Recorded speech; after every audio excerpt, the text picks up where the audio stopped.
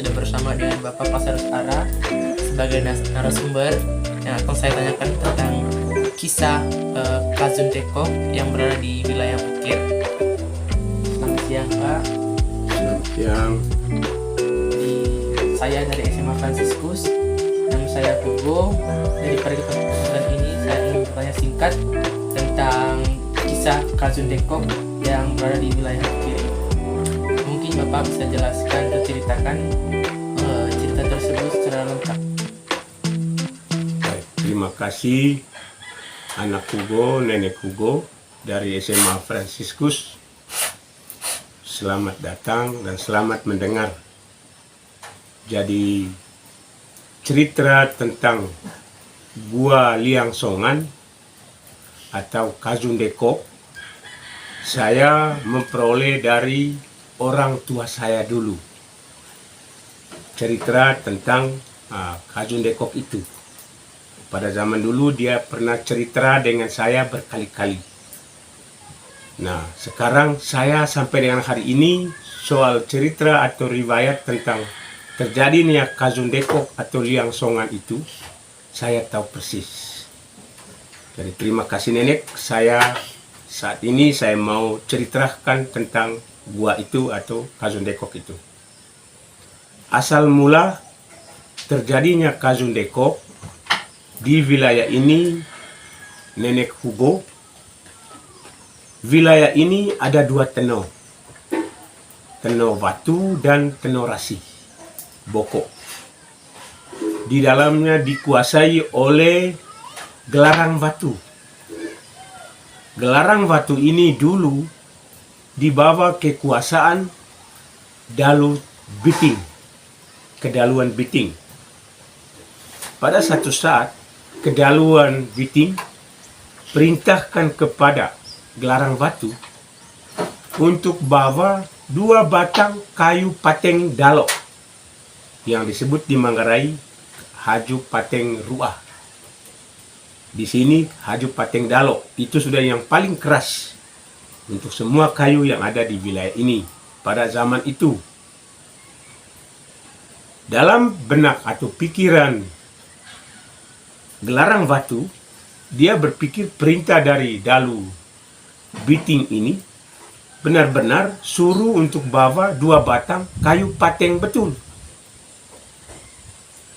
Nah, sepulangnya dari situ, dari Gelarang Batu, pulang dari Dalu Biting, sampai di sini dia perintah warga semua yang ada di sini untuk bikin ini kupas tara atau kupas kulitnya kayu dalok itu, pateng dalok itu.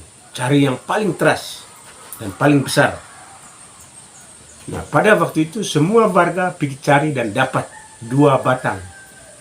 Lurus dan berat, panjang bisa 6 meter ke berapa. Saya tidak tahu sudah ukuran yang ada di gua sekarang ini. Kayu itu. Sekitar 6 meter kurang lebih. Warga dari 2 tenau ini,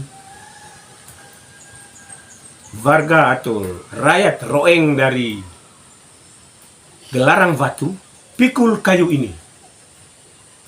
Pikul kayu 2 batang ini, kayu pateng ini, pateng ruah ini, sampai di Dalu Biting.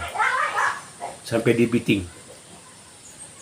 Sampai di Biting, pada waktu itu, ternyata permintaan Dalu Biting ini bukan permintaan kayu pateng betul. Yang dia minta 2 nona gadis yang paling cantik di ukuran dari wilayah ini, dari Gelarang Batu ini, yang paling cantik. Itu permintaan Dalu Biting, bukan benar-benar minta kayu pateng atau kayu teras ruah itu terdalo. Tidak. Ternyata dia minta 2 anak gadis, nona gadis yang paling cantik dari wilayah Gelarang Batu. Itu yang dia minta. Akhirnya Gelarang Batu dengan warganya, rakyatnya pulang ternyata Bapak Dalu bukan minta kayu pateng atau kayu teras ini, minta 2 nona. Kami tidak mau, kami pulang. Kami pulang. Ini adalah pekerjaan yang dosa. Pekerjaan dekok.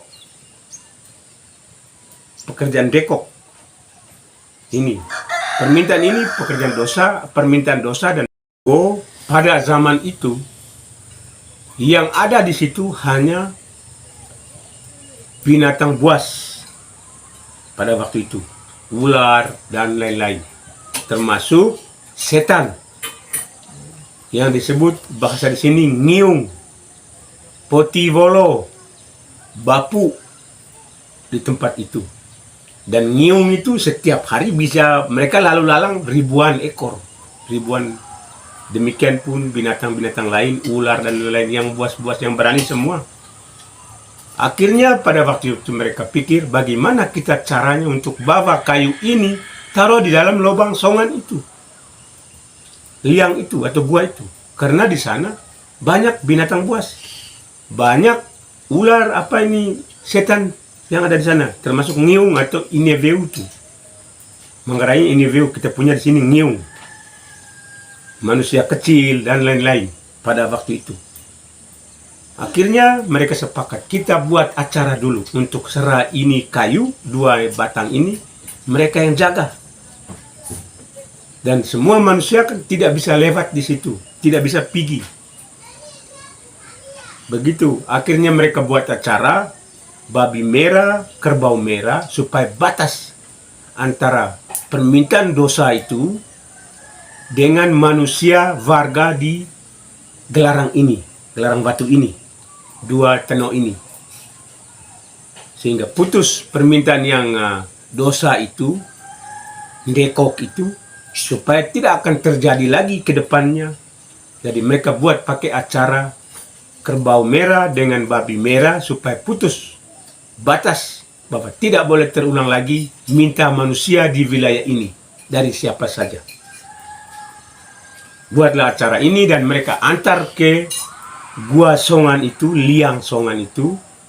Sampai di sana mereka buat acara, maka semua binatang buas, setan-setan, potivolo, bapu, apa semua ineveu, ngiung itu tidak melakukan sesuatu terhadap mereka yang pergi itu.